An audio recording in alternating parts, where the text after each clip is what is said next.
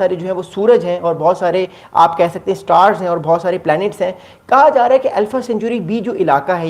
ये एरिया है, ये ज़मीन से, ये अर्थ से तकरीबन 4.2 लाइट ईयर्स के फासले पर है। और यहाँ तक जाने के लिए अगर इंसान लाइट की रोशनी से जाता है तो उसको 4.2 ईयर्स लगेंगे, यानी तकरीबन 4.5 साल लगेंगे। लेकिन देखिए द रियलिटी इज़ दैट कि कोई भी अभी तक स्पेसशिप ऐसा नहीं बना, ना एज ऑफ नाउ पॉसिबल है कि लाइट की रफ्तार से, यानी रोशनी की रफ्तार से कोई चीज़ चल सके, क्योंकि रोशनी की रफ्तार बहुत तेज़ है। इंसान के पास इतनी कैपेबिलिटी अभी नहीं है कि वो रोशनी की रफ्तार के बराबर कोई ऐसी चीज़ बनाए जिससे उसकी वो उस चीज़ तक पहुंच जाए। लेकिन यहाँ पे एक पॉसिबिलिटी ये पाई जाती है कि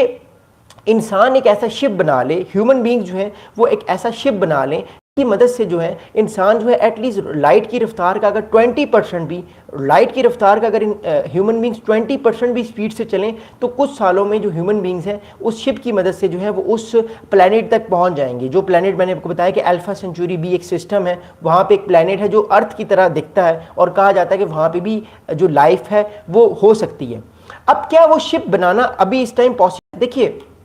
2025 2025 में ऐसा जो है वो जो आप कह सकते हैं कि शिप बनाना पॉसिबल नहीं है, बिकॉज ह्यूमन बींग्स के पास अभी फ़िलहाल ऐसी कैपेबिलिटीज़ नहीं है। ह्यूमन बींग्स के पास जो कैपेबिलिटीज़ है उनके मुताबिक ह्यूमन बींग्स अभी मार्स पे यानी मरीख पे जाने के बारे में सोच रहे हैं, हालांकि अभी वो मरीख पे नहीं गए क्योंकि मार्स पे जाना ह्यूमन बींग्स के लिए इतना आसान नहीं है। तो फिलहाल जो ह्यूमन बींग्स की कैपेबिलिटीज़ हैं वो मून तक जा सकते हैं, चांद तक जा सकते हैं, जिसको कहते हैं चंदा मामा के पास वो जा सकते हैं, बट वो मार्स तक भी नहीं जा सकते। तो इंसान अगले 50 साल में मार्स पे कॉलोनीज आबाद करने के बारे में सोच रहा है। लेकिन क्योंकि ह्यूमन बींग्स की जो इमेजिनेशन है वो हमेशा से बियॉन्ड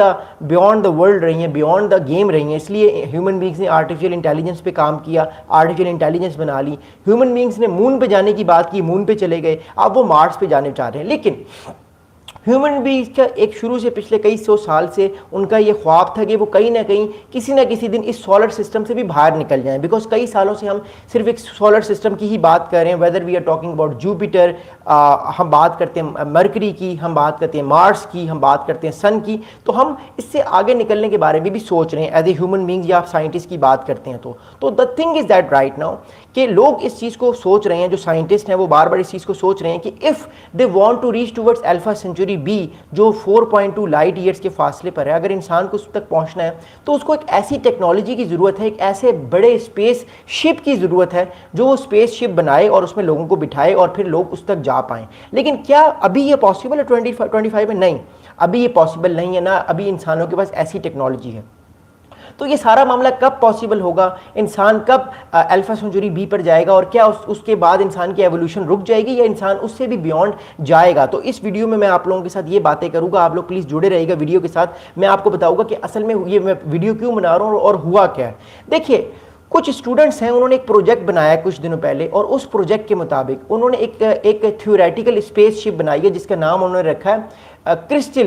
क्रिस्टलिस उस थ्योरेटिकल स्पेसशिप का नाम है, जो तकरीबन 2500 लोगों को 2300 में यानी आज से 150 साल बाद वो उड़ेगी शिप और वो उड़ के 150 ईयर्स के बाद वो अगले 200 साल ट्रैवल करके अल्फा सेंचुरी बी तक जाएगी। यानी हम लोग उस टाइम नहीं होंगे जब ये शिप बन रहा होगा, ऑब्वियसली हम लोग जाहिर बात है नहीं होंगे, ये 200 साल बाद की गेम है। लेकिन अभी से लोगों ने इस पर सोचना शुरू कर दिया, लोगों ने प्लानिंग करना शुरू कर दी कि हम कैसे ऐसा स्पेस शिप बनाएं जो कि सर्वाइव कर सके स्पेस में, क्योंकि याद रखिएगा स्पेस में सर्वाइवल बड़ा मुश्किल होता है। आपको अपना खाना भी खुद प्रोड्यूस करना है कई सौ सालों तक, आपको वॉशरूम के प्रॉब्लम्स हैं, आपको बच्चे पैदा करने होंगे, आपको जो है वो बहुत सारा जो है रिप्रोडक्शन करनी होगी, आपको जो है वो कई सौ साल तक उस शिप के अंदर रहना होगा। अच्छा, बहुत सारे ऐसे लोग होंगे जो शिप में पैदा होंगे और फिर मर भी जाएंगे और उनकी अगली नस्ल जो है वो लेकर चलेगी उनकी लेगेसी को। तो you know what I am saying. तो ये सारी मामला जो है ये मैं आपके साथ डिस्कस करूंगा इस पूरी वीडियो में कि क्या इंसान वाकई अगले 300-400 साल में एक नए सोलर सिस्टम में जा पाएगा,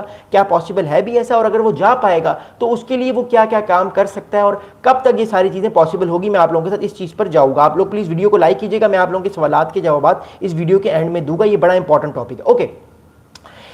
कुछ स्टूडेंट्स हैं, उन्होंने रिसेंटली एक पेपर लिखा है, एक थ्योरेटिकल पेपर लिखा है जिसको बहुत सारी अच्छी फंडिंग भी मिली है और कहा जा रहा है कि ह्यूमन बींग्स जो हैं अगले 200 सालों में इस सोलर सिस्टम से निकलकर किसी और नए सोलर सिस्टम की तरफ जाएंगे, एक स्पेसशिप बनाएंगे। According to this theoretical paper,